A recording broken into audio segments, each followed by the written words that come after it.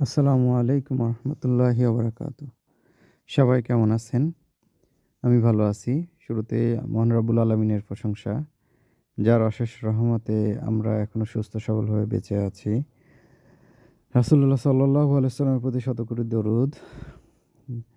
সবার আগে আমি আমার শিমুল ভাইকে ধন্যবাদ জানাইতে চাই, যার অপরিসীম সহযোগিতায় আজকে আমার খামার এত সুন্দর পরিবেশে এসে পৌঁছাইছে।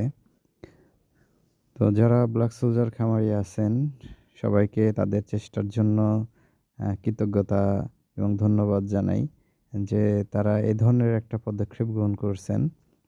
যারা নতুন আছেন, যারা আমার ভিডিও দেখছেন,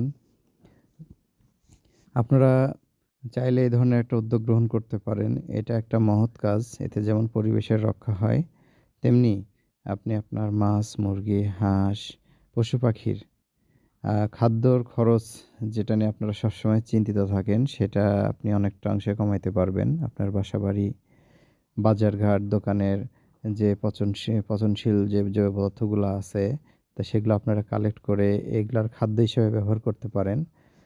এতে খাদ্য খরচ ৳৭ থেকে ৳৮ থাকবে ইনশাআল্লাহ। আপনারা লাভবান হবেন দিন শেষে। তো শীত শেষে আবার খামার প্রক্রিয়া নতুন করে শুরু হয়ে গেছে।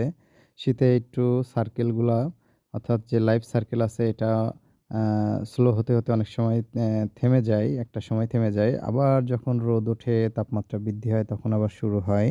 তো নতুন করে আবার কার্যক্রম শুরু হয়ে গেছে। আপনারা দেখতে পাচ্ছেন মাছে মিট করতেছে। ডিম পাচ্ছি, রেণু পাবো ইনশাআল্লাহ। রেনু অলরেডি ২ টা বোতলে বয়ামে দেয়া ছিল, সেটা পেয়েছি। তো আপনারা চাইলে আ আ বিস্তারিত যদি আরো জানতে আগ্রহী হন, তাহলে অবশ্যই কমেন্ট করবেন। আর লাইক, সাবস্ক্রাইব করতে ভুলবেন না। আর সবাই ভালো থাকবেন ইনশাআল্লাহ।